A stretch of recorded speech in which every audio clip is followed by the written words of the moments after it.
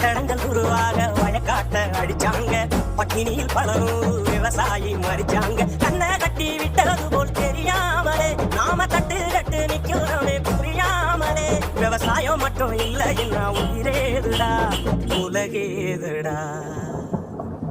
அம்மா போராளி தரும் மழைதான் அபாதாரமா நின்னா இல்ல குறைதான். அம்மா போராளி தரும் மழைதான் அபாதாரமா நின்னா இல்ல குறைதான்.